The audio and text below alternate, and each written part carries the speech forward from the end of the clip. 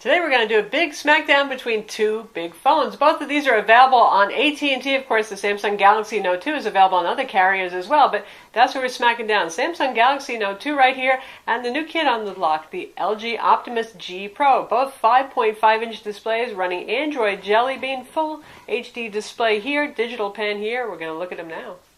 Alright, it's Phablet Smackdown time. For those of you who are on AT&T Wireless anyway, we have the LG Optimus G Pro here and the Samsung Galaxy Note 2. Both of these guys have huge 5.5-inch displays. That's why they are phablets, a cross between a phone and a tablet, though it's amazing what a little bit of difference in width can make. The LG is just a little bit narrower, just barely, and it's enough that for somebody who has a fairly large hand like I do, tall woman, large hands, this feels comfortable. When I use my Galaxy Note 2, this is my personal Galaxy Note 2 that I know and love, it's kind of like I'm running out of room to wrap around a little bit on it. It's a little bit harder to hold, and putting them on top of each other, you can see it's just a little bit of difference. In terms of thickness, they're about the same thickness. Nothing to speak of there. In terms of height, well, they're both quite tall phones. They also both weigh around 6.1 ounces, so about equally as heavy in your pocket. They both have plastic casings. The Note 2, of course, is available in your choice of white or kind of a dark gray. A little bit of a patterning here. So in neither case are you talking about super duper wonderful, beautiful metal quality. The Optimus does pick up fingerprints, so does the dark version of the Galaxy Note. That is what it is. And both of these have removable backs, so you have access to the battery, a micro SD card slot, and of course your micro SIM card slot in there. So both get kudos for that. Removable battery, particularly important to a lot of people, and removable storage. They both have a single speaker on the bottom here, the Galaxy Note, that's the grill right there. And here on the LG, it's over here. And they're both about equally as loud. And neither of them are super duper loud, given how huge they are. You might think these are going to be a lot louder than some of the smaller phones that are on the market. And not so much. They have good sound, they have adequate sound, they don't have amazing sound. Both of these have volume controls on the side. This is for the Samsung Galaxy Note 2, and this is for the Optimus G Pro. So pretty well suited for right-handed people, and you have your volume controls on the left side, and then you got the power button on the opposite side. Headphone jack for both is up top. Micro USB for both of these guys is at the bottom. Now, the special thing about the Note 2, right here, it's the pen. And we're going to talk about that now.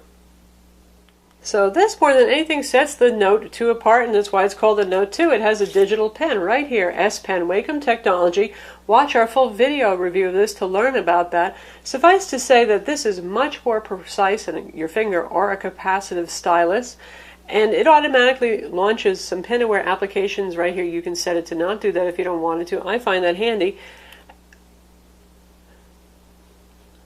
So what you get here is writing just like on a piece of paper. Nice, thin, precise looking writing. Pressure sensitivity also has palm rejection, so you can lean your hand on the big screen while you're doing it. So for those of you who are note takers, if you're artists and you want to draw on this, if you need to do diagrams, equations, all of that stuff, the Note 2 is for you regardless of anything wonderful that you might see in the Optimus G Pro. That said, I think a lot of people buy the Note 2 and they don't really use the pen. They just want the biggest display they can get on an Android phone. And in that case, you'd say, well, why am I paying the extra money for this pen that's right here that I'm never going to use? Continue watching and check out the Optimus G Pro. Speaking of money, there's a $100 difference in price. The Galaxy Note 2 has been $299 on contract since it came out in December, and it has not dropped in price. And that's for the 16 gig model. The Optimus G Pro is only $199, and that has 32 gigs of storage. And there's a $100 difference in retail pricing, too, if you're going to buy off contract. $549 for the Optimus G Pro, $649 for the Samsung Galaxy Note 2. When it comes to display quality, very different technologies here, and it's really going to depend on what you like. Some people are real fans of Super AMOLED displays that Samsung makes and uses. They've been, shall we say, weaned on those. You get better than life colors. There's always super duper color saturation.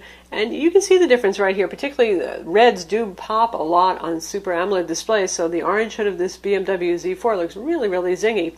The IPS display on the Optimus G Pro, though, for those who like more natural colors, wow, it is a really nice display. A little bit of a cool color cast, but It looks really good. Blacks are deep. Of course, Super AMOLED, you get the deepest, inkiest of blacks in the world. Also very good on the G Pro for a IPS display. I have to say it's about as nice as you're going to get. Right up there with the HTC One.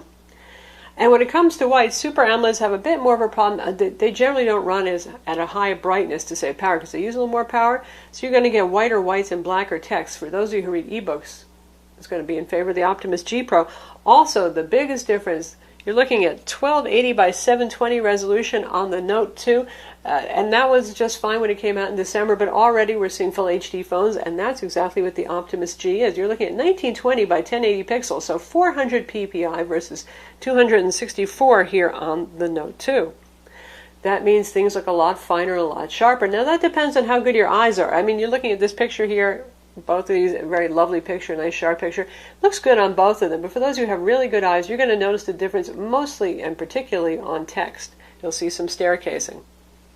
So now we have the web browser open to one of our reviews, and you can see what you got on screen here. It's about the same because it does some scaling.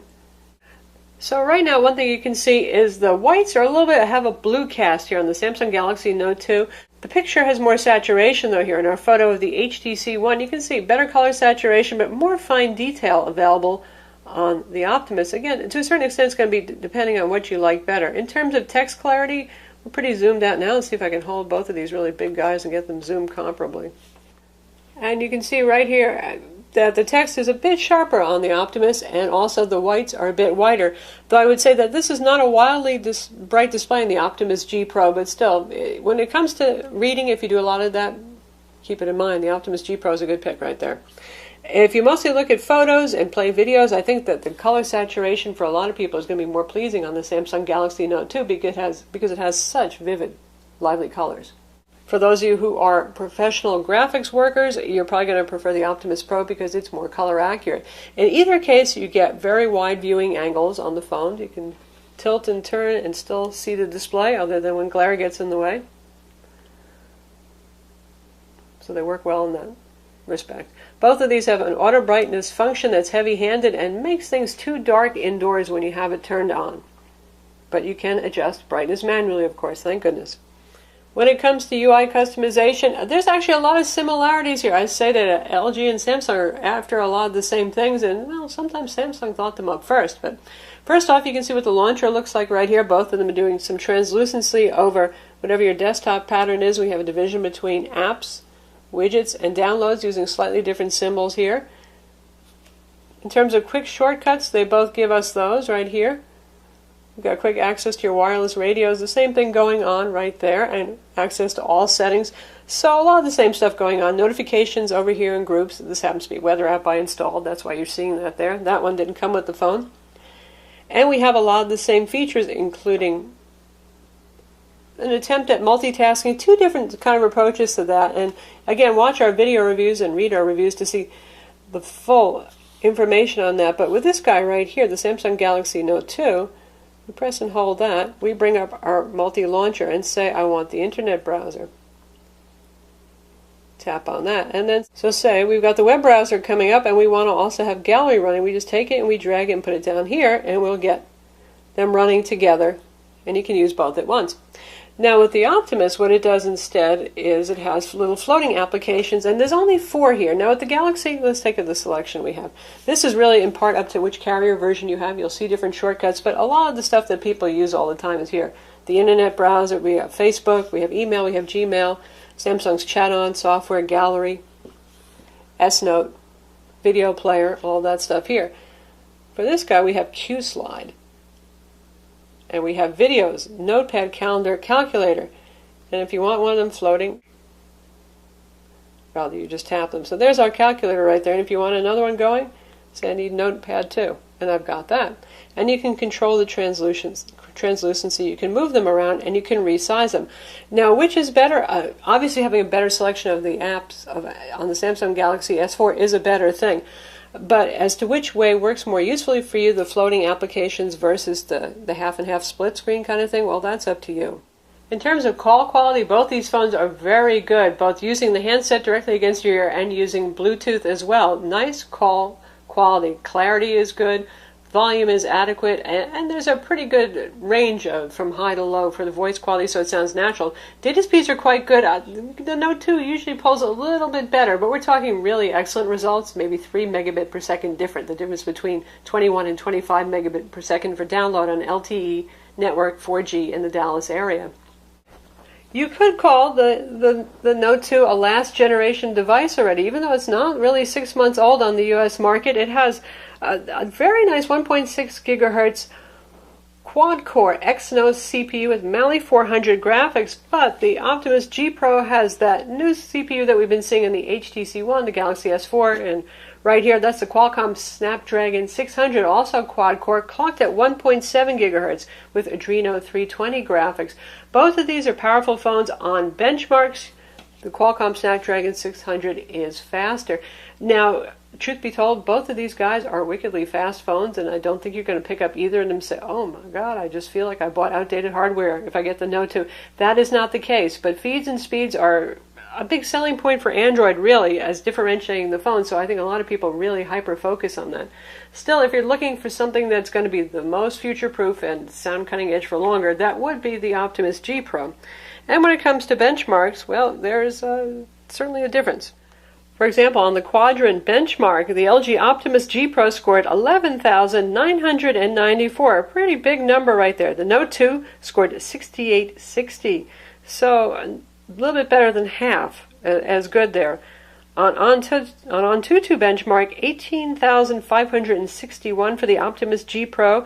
The Note 2 scored 17,356, so not as far apart on Antutu.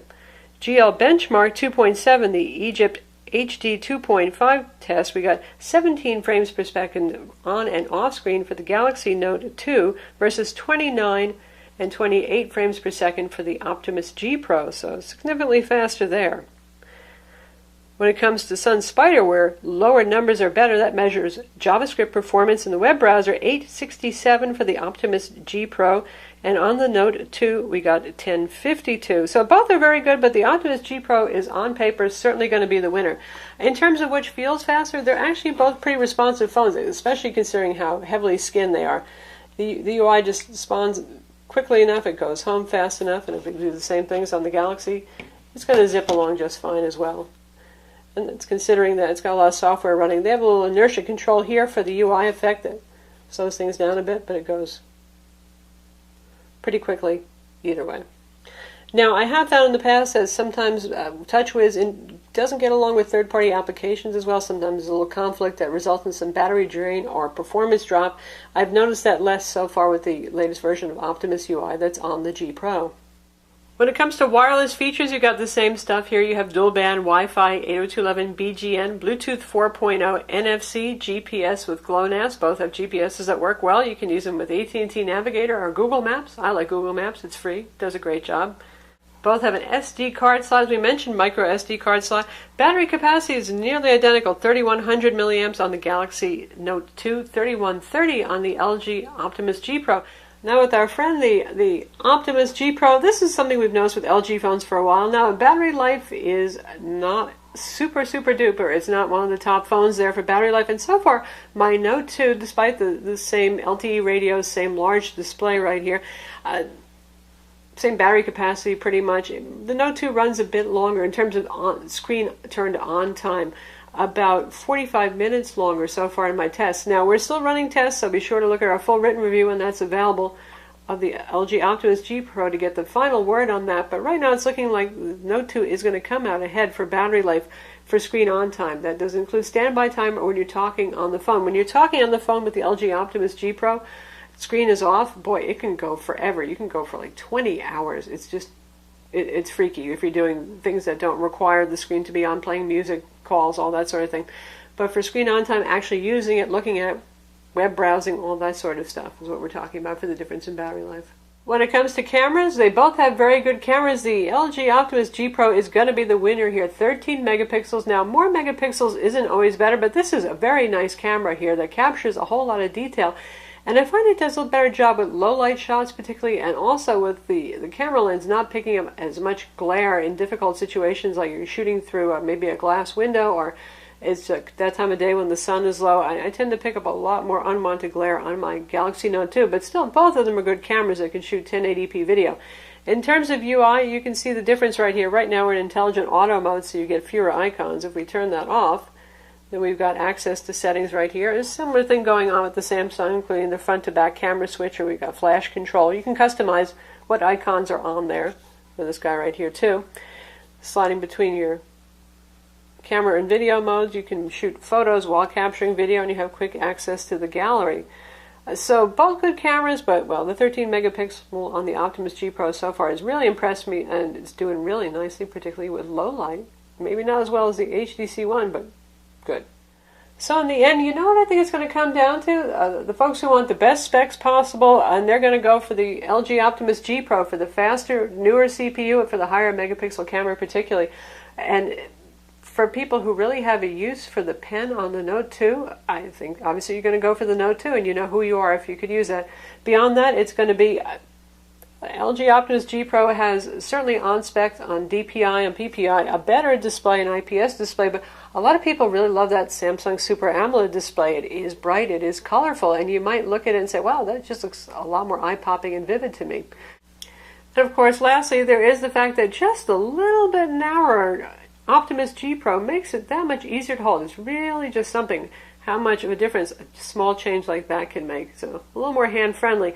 Again, neither of these phones are for people with small hands, regardless of your gender. If you have small hands, you're probably going to find either of these uncomfortable. Also, for those of you who wear clothes with small pockets, well, these are real pocket busters, both of them. So that's the LG Optimus G Pro versus the Samsung Galaxy Note 2. They have a lot in common, honestly. It could be a hard choice, as you've seen. Hope we've helped you decide a little bit. More horsepower going on here. Digital pen going on in the Samsung Galaxy Note 2. I know a lot of you think the pen is mightier than the finger. I'm Lisa from Mobile Tech Review. Be sure to read our reviews of both of these phones, watch our video reviews, and hit that like button too.